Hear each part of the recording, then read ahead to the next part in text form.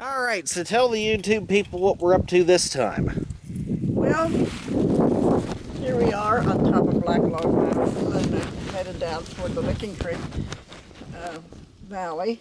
And we started out by coming out the Wrangletown Road and what was that other road? Gilbo Road. Gilbo Road, and clear down through Black Log. And today is Armistice Day, or they call it Veterans Day now. And it started, for me it started off very bad because I got waken up by the phone and telling my sister-in-law died, and that was very sad. She and I, we were good friends, and one of the we were in a card club together. There was 4 of us.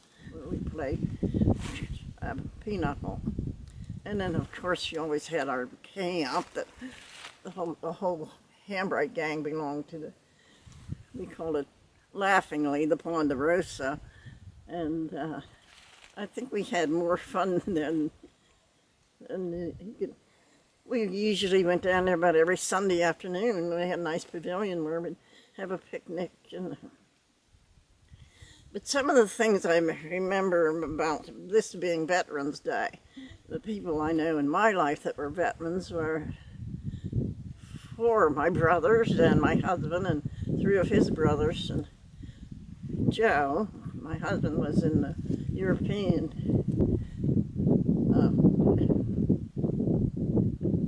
he was in New York during the war. And thank goodness he came home safe. He wasn't injured in any way. I had a brother-in-law that had post-traumatic stress disorder. We called it shell shock back in those days. Even a clap of thunder would make him shake. And I was thinking about my family. I'm the last one left now, since my sister died. More people in my life have died recently. My sister, now my sister-in-law, my nieces, 2 of my nieces lost their husbands, and I guess it's because I'm old. I remember my sister-in-law's dad saying, he lived to be over 100. He said, if I don't soon die, there won't be anybody to go to my funeral. He was kind of a jokester, and he lived to be 101. So I think the happiest time in my life was when the war was over and the guys all came back. Now, my oldest brother was in the CCC camp. I think I talked about that before. And Joe's oldest brother was in the CCC camp. It was a camp that they went to during the Depression. That was one of the FDR's projects, and it really was a good thing. It gave the guys something to do. I think they made a little bit of money each month, and some of the things they did was work in the forestry. Like, we showed you some of the things that they did at that fountain down in Licking Creek, and they kept them busy working.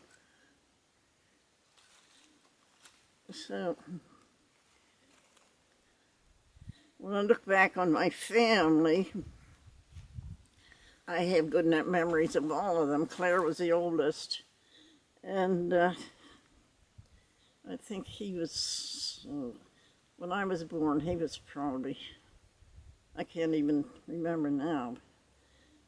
I know that we had 11 kids, but we were all living at home at the same time. Leona, the youngest, when she was born, Claire was already married, and Sarah and Bess were already married. But Claire was the type that was always, he was very neat about himself. One of the things I remember about him, I don't know why, he would press his pants before he went out on a date with Hazel. And Sarah, I remember about her. She was a hard worker. She could do anything a man could do. And she practically built their little house. And she liked to go hunting with the men. Of course, I did that too.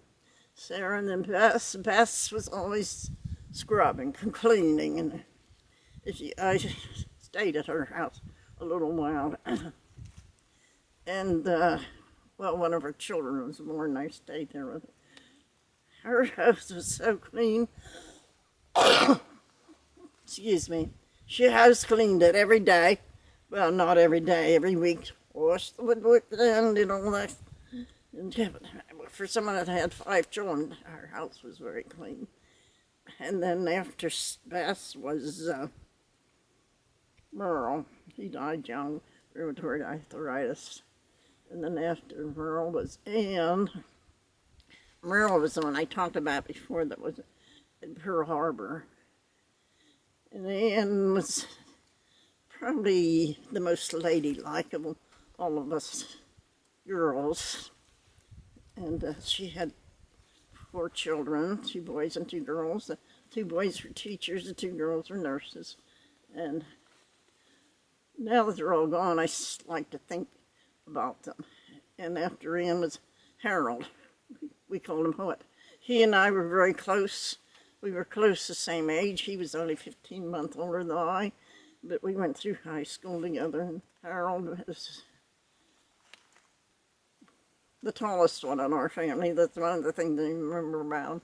But he and I were very close as a brother and sister. If he had a dime for an ice cream cone, and you could get an ice cream cone for a dime in those days. And I didn't have one, and he had one. He'd buy me an ice cream cone. Nowadays, you're lucky you can get one for $1. Yes. And then me, and then after me was Bob. And most of Bob's friends called him Whitey. I guess it's because he had blonde hair. And his wife is still living, but all my brothers and sisters are gone. Bob was cute. Even if he was mad, he would smile. He always had a smile for you. And good hard worker. And then was Kate. Kate was a lot of fun. She's one of the ones that liked, she loved kids and never could have any of her own. But they adopted one. And she used to take in, what we called them welfare kids in those days. I think they have a different name now. But she adopted his son, and we have good memories of Kate, the camp. She and her husband built a camp down here in Lincoln Church.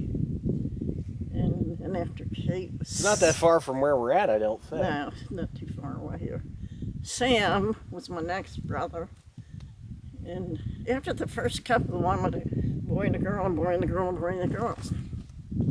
Sam was the captain of the penitentiary. And he had 2 children, David and Natalie. And Sam was kind of a, how would you describe him? Well, I would say he's very intelligent, but he's also... Stubborn?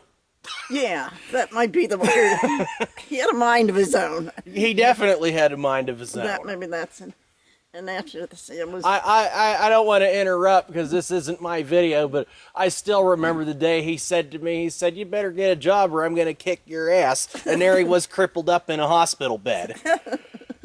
And then Leona was our baby, and she always said I was more like a mother to her than a sister, because we did mother. The rest of us mothered her because she was the last one, and she didn't come along till 5 years after Sam. And Sam, one time he said, you know, I was a little jealous of her because I was a baby for that 5 years, and she came along. I remember one time we fixed her hair all up really nice, and when our daddy came home from work, she said, "Look, Daddy, I'm East-West. I look like East-West." And she meant Mae West. You have to be able to remember who Mae West was. And I have a lot of good memories of my brothers and sisters. My mother was a good Christian lady. She made us go to church and Sunday school.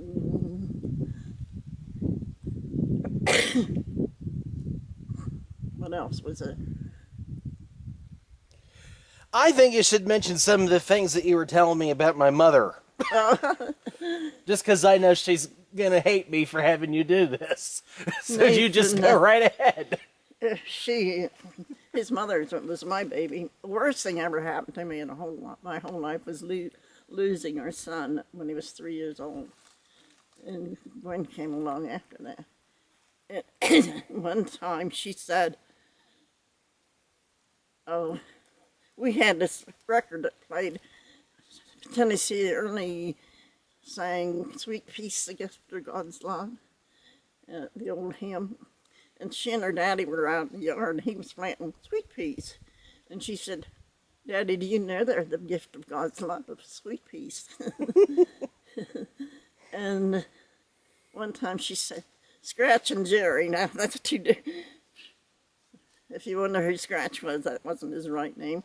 But Jerry Younger was one of the sweetest, most giving, kindest women you ever want to meet. But they were at our house. They were friends of ours. And she said, tomorrow's my birthday. Come up and bring ice cream and cake. And they called her Aunt Jerry. She probably did bring her ice cream and cake because that's the kind of lady Of course she was. did. And That's the way she was. my kids used to always say a blessing before we ate. And when Aunt Linda's was, God is, no, not that. Be present at our table, Lord. Be here and everywhere, Lord. These morsels bless and plant it, and grant that we may feast in paradise with thee. Well, Gwen, she said her blessing, and then she said, God is great, God is good, let us thank him for our food. Isophi, amen. I said, what? Isophi? Yeah, what Linda says. May feast in paradise with thee. She thought Linda said, I Sophia, amen. And one time she said, when I grow up, I'm going to be a Methodist nun. And she got that from a movie we watched where this nun was such a nice lady. So when she decided, when she grew up, she was going to be a Methodist nun. And a lot of cute things she used to say, and she was very active. I'm talking about Nathan's mother now. Very active, always on the go. And I remember Scratch saying, that's what you get for giving her those vitamins. She always took those Flintstone vitamins. She had a whole Flintstone village. She played with that on the porch. So, one other reason is that this is such a sad day is not only because it was Veterans Day, but my sister-in-law died, and it was her son's birthday. He was born on Veterans Day. When I was in school, we called it Armistice Day, and at the 11th month, the 11th hour, when we were in school, we would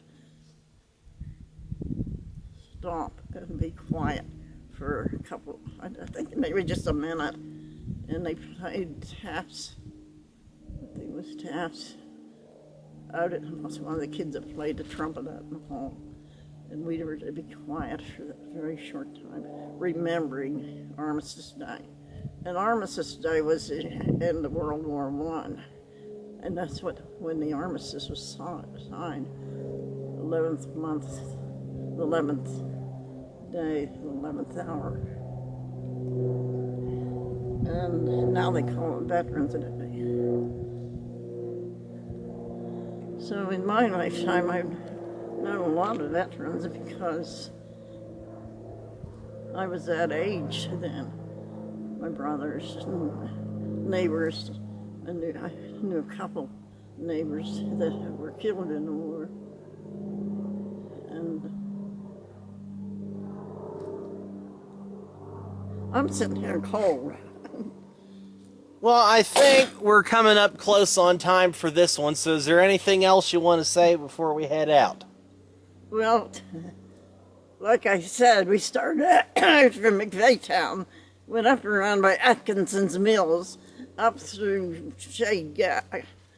Not Shade. Yeah, we went past Shade We Gap. almost went through Shade Gap. And to Black Log Valley, and Basically, we couldn't figure out where to have this month's video, so we were just driving around looking for locations.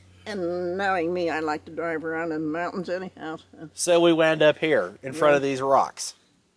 But I said to Nathan, now when I was younger, and I remember doing it too, I'd have been up on those rocks.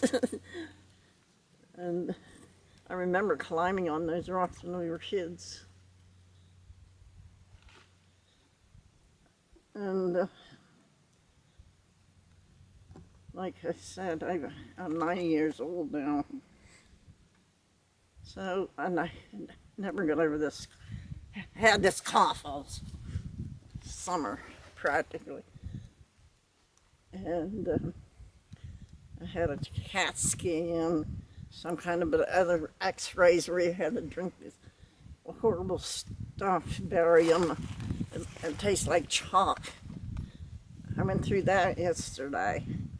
Other than that, I'm good for somebody that's 90 years old. Even the doctors, when they look at it, oh, you don't look like you're 90 years old. I said, thank you.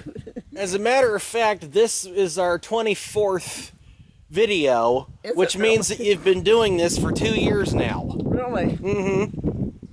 Because we did the very first one in December of 2013. So here it is, November of 2015. So this officially makes 2 years worth of videos. And it's colder out than I like it to be. So I think on that note, we're done.